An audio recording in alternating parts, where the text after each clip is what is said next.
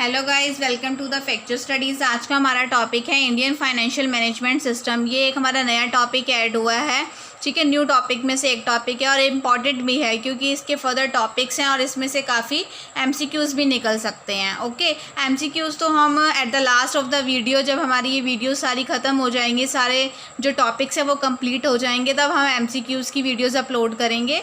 तो इस करके अभी मैं आपको जस्ट टॉपिक क्लियर करूँगी कि टॉपिक में है क्या एक्चुअल। तो हम आज का टॉपिक स्टार्ट करते हैं मीनिंग से।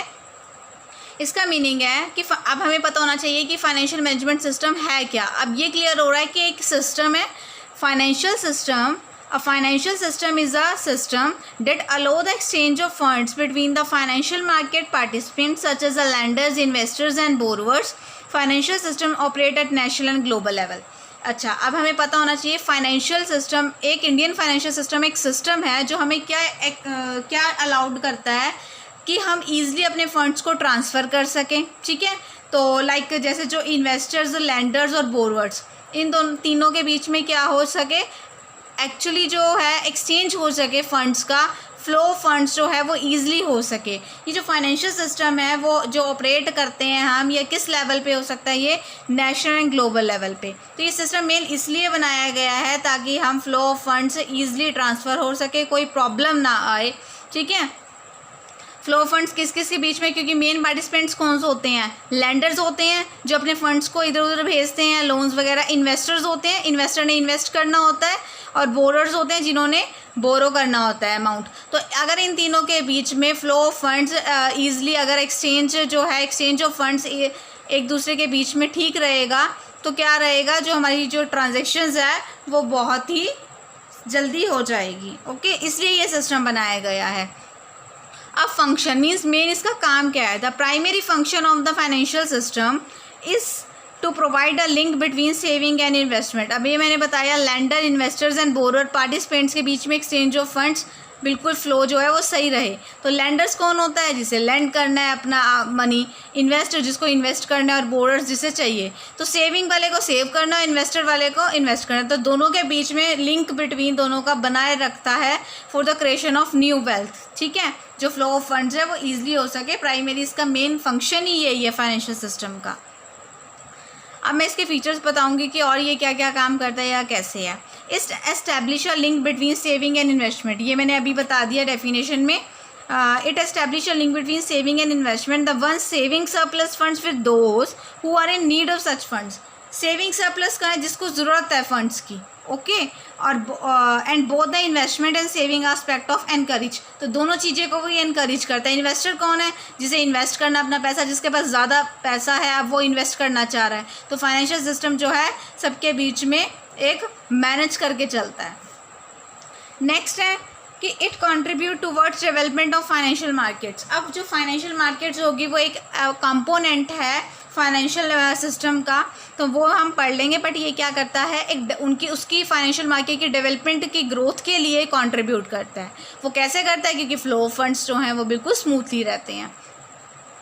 Efficient allocation of financial resources for the benefit of society. Allocation of financial funds जो हैं, फाइनेंशियल रिसोर्सेज हैं, वो अच्छे से यूज़ किए जाते हैं, एफिशिएंटली यूज़ किए जाते हैं, क्योंकि सारा काम ऑनलाइन हो चुका है। ये ट्रांजैक्शन कॉस्ट को भी रिड्यूस करते हैं। क्यों करते हैं, क्योंकि अब मैनुअल कोई काम नहीं है। फाइनेंशियल फ्लो जो फंड्स हैं वो एक दूसरे के कैसे ट्रांसफ़र हो रहे हैं, वो ऑनलाइन ट्रांसफ़र हो रहे हैं, तो रिड्यूस होती है ट्रांजैक्शन कॉस्ट भी। तो ये मैंने जस्ट अभी आपको मीनिंग बताया, उसके फीचर्स बताए कि एक्चुअली वो काम क्या करता है, फंक्शन बता दिया है, ठीक है।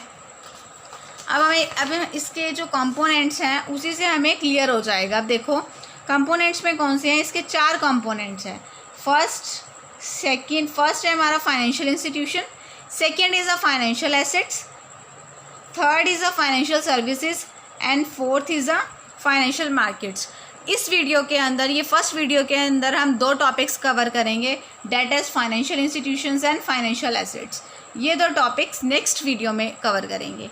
तो अब अगर मैंने ये 2 वीडियो बनाई है, मैंने इसलिए बनाई है ताकि आपको अच्छे से क्लियर हो जाए। अगर मैं चारों कंपोनेंट्स एक ही वीडियो में डाल देती तो बोरिंग हो जाता है हमें करना, हम बहुत कंफ्यूज हो जाते हैं कि उसमें क्या था उसमें। अगर आप एक वीडियो देख लोगे, that is financial institutions and financial markets, आपको क्लियर हो जाएगा कि 2 टॉपिक्स तो हमारे क्लियर है, उसमें एक्चुअल है क्या।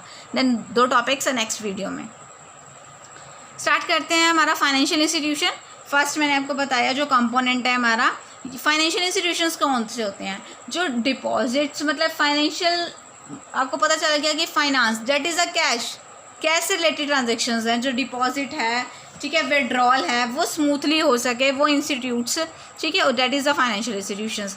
ये दो टाइप्स के हैं, बैंकिंग इंस्टीट्यूशंस है और नॉन बैंकिंग इंस्टीट्यूशंस है। बैंकिंग इंस्टीट्यूशन अगर मैं सीधा वे में बोलूँ तो आरबीआई क्या है, बैंकों का bank, reserve bank of India. हमें एक तो हर चीज़ की फुल फॉर्म पता हो, ठीक है, अगर फुल फॉर्म पता होगी, वो जस्ट एमसीक्यूज में आपसे फुल फॉर्म भी पूछ सकते हैं, आरबीआई, ठीक है, आरबीआई की फुल फॉर्म क्या है, रिजर्व बैंक ऑफ इंडिया। दो हैं बैंकिंग इंस्टीट्यूशन और नॉन बैंकिंग इंस्टीट्यूशंस। देखो बैंकिंग इंस्टीट्यूशंस को फर्दर कैटेगराइज करा गया है ऑर्गेनाइज्ड और अनऑर्गेनाइज्ड। अब आपको पता है ऑर्गेनाइज्ड, कुछ भी चीज़ ऑर्गेनाइज्ड होती है उसका मतलब क्या है, वो नॉर्म्स रूल्स एंड रेगुलेशंस पूरे प्रॉपरली फॉलो कर रही है, norms rules and regulation follow कर रही। जो नहीं कर रही दैट इज़ अनऑर्गेनाइज्ड, जो ऑर्गेनाइज्ड ही नहीं है, नाम से क्लियर हो जाता है। चलो आगे बताती हूँ मैं। ऑर्गेनाइज्ड में आते हैं कमर्शियल बैंक्स। अब देखो कमर्शियल बैंक्स क्या हैं हमारे, कमर्शियल बैंक्स हैं लाइक जो हमारी कस्टमर को सर्विसेज प्रोवाइड कर रहे हैं for the withdrawal, for savings, for debit cards, for credit card, मतलब लोन्स, कुछ भी जो सर्विसेज कस्टमर्स को प्रोवाइड कर रहे हैं banks, date is a commercial banks like HDFC, ICI, SBI, कोई भी गवर्नमेंट बैंक है तो वो क्या है हमारे कमर्शियल बैंक्स हैं, ठीक है। तो ये सारे बैंक्स हमें प्रोवाइड कर रहे हैं प्रॉपर रूल्स एंड रेगुलेशंस को फॉलो करते हुए, तो वो है हमारे कमर्शियल बैंक्स। कोऑपरेटिव बैंक्स होते हैं, कोऑपरेटिव बैंक्स हो गए कि जो कस्टमर्स हैं या लैंडर्स हैं या बैंकर्स हैं, debt is a owner of the bank, ठीक है। कोई प्रॉपर बैंक नहीं है, बैंक तो बना हुआ है, कोऑपरेटिव बैंक्स ये नहीं है, पर मेनली जो है जो कस्टमर है वही ऑनर है हमारे, जो अगर वो काम कर रहे हैं तो। अब फॉरेन बैंक्स, फॉरेन बैंक्स क्या हैं, फॉरेन बैंक्स हैं, मैं आपको मेन छोटी सी चीज़ बता देती हूँ आपको क्लियर हो जाए, जिसका हेड क्वार्टर, ठीक है, हेड क्वार्टर समझते हो, हेड क्वार्टर है वो आउट ऑफ द इंडिया है, ठीक है, head quarter out of the India है और जो ब्रांच है वो इंडिया में है। ये चीज़ है हमारी foreign bank, foreign banks, okay. Foreign banks कौन से हैं, जिसका हेड क्वार्टर इंडिया के बाहर है, फॉरेन में है, और जिसकी ब्रांच इंडिया में है, डेट इज़ फॉरेन बैंक। मैंने एग्जांपल भी बता दिया, अगर कभी एमसीक्यूज में एग्जांपल भी पूछ सकते हैं, सिटी बैंक और बैंक ऑफ सिलोन, ये दो बैंक जो हैं, वैसे और भी बैंक्स हैं बट ये दो मैंने क्या एग्जांपल बता दी कि ये हमारे फॉरेन बैंक्स हैं, ओके, क्लियर है। तो तीनों बैंक्स आपको ऑर्गेनाइज्ड वाले क्लियर हैं। नेक्स्ट है अनऑर्गेनाइज्ड। अनऑर्गेनाइज्ड से क्लियर है जो norms rules and regulations follow नहीं कर रहे, अपना एक धंधा चला रहे हैं, जैसे इंडिजीनियस बैंकर और मनी लैंडर्स, इसमें दो आते हैं। अब इंडिजीनियस बैंकर्स क्या हैं, प्राइवेट फर्म्स या कोई भी इंडिविजुअल एक दूसरे को सर्विसेज प्रोवाइड कर रहा है, कुछ भी चाहिए लाइक उसे पैसा चाहिए तो वो पैसा दे रहा है, उसको लगता है कि उसे लोन चाहिए तो वो लोन दे रहा है, वो इंडिजीनियस बैंकर्स हैं, मतलब रूल्स एंड रेगुलेशंस नहीं फॉलो कर रहे बट सर्विसेज प्रोवाइड कर रहे हैं, ठीक है। ऐसे मनी लैंडर्स है, जैसे पुराने ज़माने में होते थे मनी लैंडर्स, है अभी भी अगर लोन प्रोवाइड कर रहे हैं, माना रेट ऑफ इंटरेस्ट जो होता है इनका बहुत हाई होता है बैंक से, ठीक है, रेट ऑफ इंटरेस्ट इनका हाई होगा, बट ये होता है कि अगर हमें टाइम पे चाहिए और टाइम पे वो चीज़ पैसा मिल जाए तो हम रेट ऑफ इंटरेस्ट भी ज़्यादा पे करते हैं। तो मनी लैंडर्स वो हैं जैसे पहले ज़माने में होते थे जो मनी लैंड करते थे। तो ये कोई norms and rules and regulations कोई फॉलो नहीं करते, जस्ट उनका जो सिस्टम चल रहा है कि उन्होंने पेपर पे साइन कराए और जस्ट दे दिया लोन, तो वो चीज़ है। क्योंकि अगर बैंक के थ्रू लेते हैं तो प्रॉपर फॉर्मेलिटीज़ फॉलो करनी पड़ती हैं, रूल्स एंड रेगुलेशंस फॉलो करने पड़ते हैं। तो ये थे हमारे फाइनेंशियल इंस्टीट्यूशंस, ठीक है। अभी मैंने फर्स्ट आपको क्लियर कर दिया, ज़्यादा डिटेल में जाने की हमें ज़रूरत ही नहीं थी, जैसे हमें पता होना चाहिए कि कमर्शियल बैंक्स कौन से हैं, कोऑपरेटिव बैंक कौन सा है, फॉरेन बैंक कौन सा है। अगर वो पूछ ले कि फॉरेन बैंक्स कौन से होते हैं, ठीक है, हेड क्वार्टर कहाँ होता है फॉरेन बैंक्स का, तो हमें पता होना चाहिए कि इंडिया के बाहर और उसकी ब्रांच इंडिया में, तो that is a foreign banks, okay. और एग्जाम्पल भी पूछ सकते हैं, अगर bank of the India, IIC bank, bank of Ceylon, इन चारों में से बताओ फॉरेन बैंक्स कौन से हैं, तो हमें जस्ट टिक करना है कि bank of Ceylon is a foreign bank, ठीक है। मनी लैंडर्स और ये हमारे क्या है बैंकिंग इंस्टीट्यूशन, बैंकिंग इंस्टीट्यूशन तो है बट अनऑर्गेनाइज्ड है, रूल्स एंड रेगुलेशंस फॉलो नहीं कर रही है। अब आते हैं हम नॉन बैंकिंग इंस्टीट्यूशंस में, ठीक है। नॉन बैंकिंग इंस्टीट्यूशंस में देखते हैं क्या है। नॉन बैंकिंग है जो बैंकिंग में नहीं है। अब कौन सी हैं? वो ऑर्गेनाइज्ड और अनऑर्गेनाइज्ड। ये भी टू टाइप्स या 2 कैटेगरीज में कैटेगराइज करी गई हैं, ऑर्गेनाइज्ड और अनऑर्गेनाइज्ड। आईडीबीआई और ICICI is a organized sector, non banking है बट आईडीबीआई, देखो इसकी फुल फॉर्म क्या? आईडीबीआई की, आईसीआईसीआई की भी हमारी फुल फॉर्म हमें पता होनी चाहिए और आईडीबीआई की भी हमें फुल फॉर्म पता होना चाहिए, ठीक है। अभी जब तक हमें देखो फुल फॉर्म नहीं पता होगी तो हम कुछ नहीं कर सकते। क्यों नहीं कर सकते? देखो अगर मैं आपको बोल दूं कि आप आईडीबीआई की फुल फॉर्म निकालो तो एक हमें याद रहता है कि हमें ये चीज़ हमने पढ़ी थी, ठीक है। अगर मैं आपको खुद निकालने को बोलूँ तो अब मैं आपको बता दूं आईडीबीआई की फुल फॉर्म है क्या। तो आईडीबीआई की फुल फॉर्म है industrial development bank of India.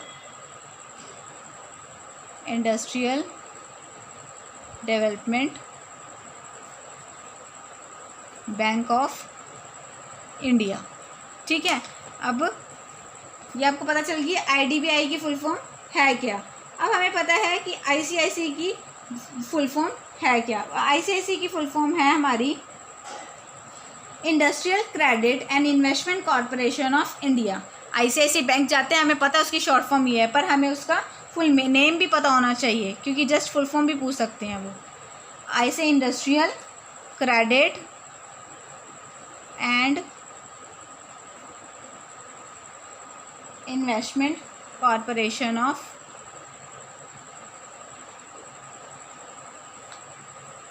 India, okay.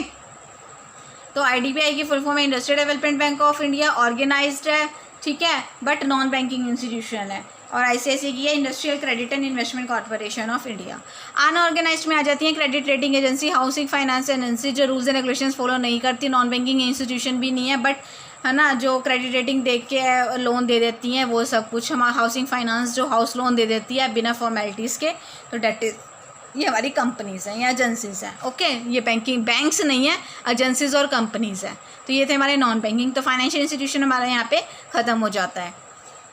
Next है फाइनेंशियल एसेट्स एंड इंस्टीट्यूशंस। मैंने आपको बोला था कि मैं इस वीडियो में 2 टॉपिक्स करवाऊंगी, तो अब क्या ये फाइनेंशियल एसेट्स एंड इंस्टीट्यूशंस, जिसमें 2 हैं मनी मार्केट इंस्ट्रूमेंट्स और कैपिटल मार्केट इंस्ट्रूमेंट्स। अब मनी मार्केट इंस्ट्रूमेंट्स क्या है? हमारे मनी मार्केट इंस्ट्रूमेंट्स हैं शॉर्ट टर्म इंस्ट्रूमेंट्स भी हम इसको बोल सकते हैं।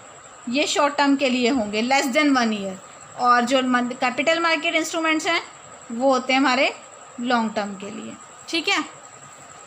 तो मनी मार्केट इंस्ट्रूमेंट्स में आते हैं tired bills, certificate of deposit, CD का फुल फॉर्म है हमारी सर्टिफिकेट ऑफ डिपॉजिट्स,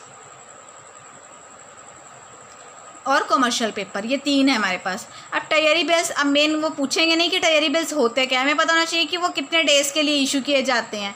हमारे पास इशू कर जाते हैं 91 डेज़ के लिए, 182 डेज़ के लिए और 364 डेज़ के लिए, मतलब कि 1 मंथ टू 1 ईयर, ओके। तो 364 डेज़ हमारे लास्ट हो गया ना, तो 91 डेज़, 182 डेज़ और 364 डेज़ के लिए टायरी बिल्स इशू किए जाते हैं। सर्टिफिकेट ऑफ डिपॉजिट कितने दिन के लिए यूज़ किए जाते हैं? Not less than 7 days, 7 days से ज़्यादा नहीं होंगे, ठीक है, 7 डेज से कम नहीं होना चाहिए।